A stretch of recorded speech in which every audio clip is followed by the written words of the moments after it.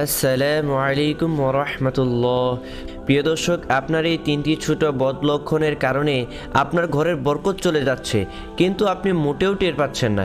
তাই প্রিয় দর্শক, আপনাকে আজকে আমি অনুরোধ করে বলছি, আজকের এই ভিডিওটি অত্যন্ত মনোযোগ সহকারে শেষ পর্যন্ত দেখতে থাকুন। এই তিনটি বদ লক্ষণ যদি আপনি ছাড়তে না পারেন, তাহলে মনে রাখবেন আপনার ঘরে জীবনেও বরকত আসবে না। তাই প্রিয় দর্শক, বেশি কথা না বলে আমরা মূল ভিডিওর দিকে চলে যাই। যে তিনটি কাজের জন্য আমাদের ঘরে বরকত আসে না, প্রিয় দর্শক, আজ আমি এমন তিনটি কাজের বিষয়ে আলোচনা করব যে তিনটি কাজ যে ঘরে হয় সেই ঘরে কখনো বরকত আসে না। অনেকে বলে আমার ঘরে বরকত নাই, আয় রোজগার ভালো হয়, হাজার হাজার টাকা উপার্জন করি, কিন্তু সারাক্ষণ কোনো না কোনো বিপদ লেগেই আছে। হয়তো কোনো মাসে বাচ্চাদের রোগ ব্যাধি, না হয়তো কোনো বড় ধরনের ঋণের বোঝা ইত্যাদি এসব লেগে আছে।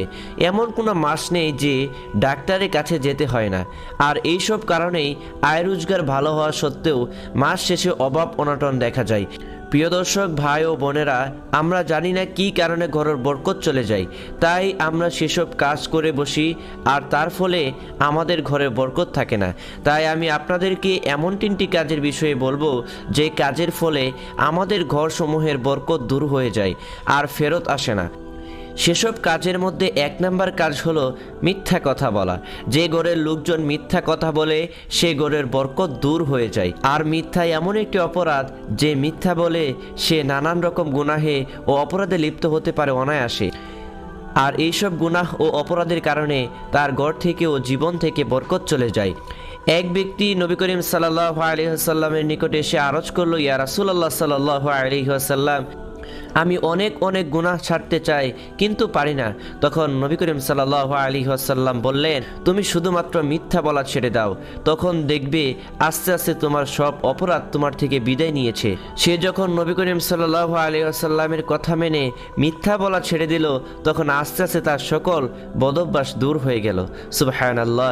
অন্য আরেকটি হাদিসে এসেছে, হাসান ইবনু আলী রাদিয়াল্লাহু তাআলা আনহু থেকে বর্ণিত, তিনি বলেন, আমি রাসূল সাল্লাল্লাহু আলাইহি ওয়াসাল্লাম থেকে অবগত হয়েছি, তিনি বলেছেন, তুমি সন্দেহযুক্ত কথা ও কর্ম ছেড়ে দাও এবং যাতে সন্দেহ নেই সেই দিকে ফিরে যাও। নিশ্চয় সত্য প্রশান্তির নাম এবং মিথ্যা সন্দেহ অশান্তির নাম। তিরমিজি শরীফের হাদিস। প্রিয় দর্শক, দুই নাম্বার যে বদ কাজ আমরা করে থাকি সেটি হচ্ছে রিজিকের সাথে বেয়াদবি করে থাকি। আল্লাহ প্রদত্ত নিয়ামত ও রিজিকের সাথে বেয়াদবি করা যাবে না। এখন আপনি ভাবতে পারেন যে আমরা নিয়ামত তথা রিজিকের সাথে মানুষ কিভাবে বেয়াদবি করে। বেয়াদবি মূলত আমরা করি অপচয়ের মাধ্যমে, এবং এই অপচয় যারা করেন তাদের ঘর থেকে বরকত চলে যায়।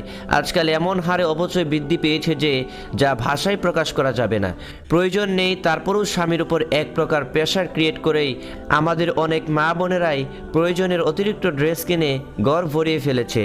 হযরত আনাস রাদিয়াল্লাহু তাআলা আনহু সূত্রে বর্ণিত, নবী করিম সাল্লাল্লাহু আলাইহি ওয়াসাল্লাম যখন আহার করতেন, আহার শেষে 3 বার আঙ্গুল চেটে খেতেন এবং বলতেন, তোমরা খানার বাসন থেকে কিছু পড়ে গেলে উঠিয়ে পরিষ্কার করে খেয়ে নাও, তা শয়তানের জন্য ছেড়ে দিও না। আবু দাউদ শরীফের হাদিস নাম্বার 3845। যেখানে নবী করিম সাল্লাল্লাহু আলাইহি ওয়াসাল্লাম প্লেট থেকে কোনো খাবার পড়ে গেলে আমাদের তা উঠিয়ে পরিষ্কার করে খেতে বলেছেন, অথচ সেখানে গৃহস্থলীর খাবার দাবার থেকে শুরু করে প্রয়োজনীয় অতিরিক্ত খাবার রান্না করা, অতঃপর তা পচা বাসি হওয়ার পর ফেলে দেওয়া, এছাড়াও অযাচিত খরচ বাড়িয়ে ফেলা ইত্যাদি, এগুলো ভয়াবহ রকমের কুঅভ্যাস। আর এই অভ্যাসগুলোর কারণে আস্তে আস্তে ঘর থেকে বরকত উঠে যায়। তাই আমাদের প্রত্যেকের ঘর থেকে এই অভ্যাসগুলো দূর করতে হবে। বিশেষ করে বিয়ে বাড়িতে দেখা যায় প্রত্যেক প্লেটে রয়ে যায় অতিরিক্ত খাবার, যার একমাত্র স্থান হয় শুধুমাত্র ডাস্টবিন। অর্থাৎ আয়োজন হয় বেশি, খাওয়া হয় কম, কিন্তু অপচয় হয় অনেক বেশি। চাইলে কিন্তু এই খাবারগুলো অপচয় না করে দরিদ্রদের মাঝে প্যাকিং করে পাঠিয়ে দেওয়া যায়, কিন্তু সেই উদ্যোগও আমাদের মধ্যে লক্ষ্য করা যায় না, যার কারণে বরকতসমূহ আমাদের ঘর থেকে চলে যায়। আল্লাহ তাআলা বলেন, যারা অপব্যয় করে তারা শয়তানের ভাই এবং শয়তান তার প্রতিপালকের প্রতি অতিশয় অকৃতজ্ঞ। সূরা বনী ইসরাঈল আয়াত নাম্বার 26 হতে 27। আল্লাহ তাআলা আরও বলেন, তোমরা অপব্যয় করো না, কার্পণ্যও করো না, বরং তোমরা এই দুই উভয়ের মাঝে মধ্যম পন্থা অবলম্বন করো। সূরা ফুরকান আয়াত নাম্বার 67। প্রিয় দর্শক, আমাদের যে 3 নম্বর কুঅভ্যাসটা হচ্ছে সেটি হচ্ছে সকাল সকাল ঘুম থেকে না ওঠা এবং দুনিয়ার মোহে মত্ত হয়ে যাওয়া। মহান আল্লাহ তাআলা বলেন, হে মুমিনগণ, তোমাদের ধন সম্পদ ও সন্তান সন্ততি যেন তোমাদেরকে আল্লাহর স্মরণ থেকে গাফিল না করে। যারা এই কারণে গাফিল হয় তারাই তো ক্ষতিগ্রস্ত। সূরা মুনাফিকুন আয়াত নাম্বার 9। এই আয়াতে আল্লাহ তাআলা স্মরণ বলতে 5 ওয়াক্ত নামাজকে বোঝানো হয়েছে, জিকির আজকার এবং দোয়া দরুদ পাঠের প্রতি ইঙ্গিত করা হয়েছে। অতএব যে ব্যক্তি ব্যবসা বাণিজ্য, ক্ষেত খামার এবং পরিবার পরিজনের প্রয়োজন মেটানোর ব্যবস্থার দরুন যথাসময়ে সময় মতো নামাজ আদায় করে না, সে ক্ষতির সম্মুখীন হবে। যারা নামাজ না পড়ে আয় রোজগারের বরকত কামনা করে তারা মূলত বুকার সাম্রাজ্যে বসবাস করছে। যেই ঘরে নামাজ নেই সেই ঘরে যতই আয় রোজগার হোক না কেন সেই ঘরে বরকত থাকবে না। হযরত জুনদুব ইবনে আব্দুল্লাহ রাদিয়াল্লাহু তাআলা আনহু থেকে বর্ণিত, নবী করিম সাল্লাল্লাহু আলাইহি ওয়াসাল্লাম ইরশাদ করেছেন, যে ব্যক্তি ফজরের নামাজ পড়বে সে আল্লাহর জিম্মায় থাকবে। মুসলিম শরীফের হাদিস নাম্বার 657।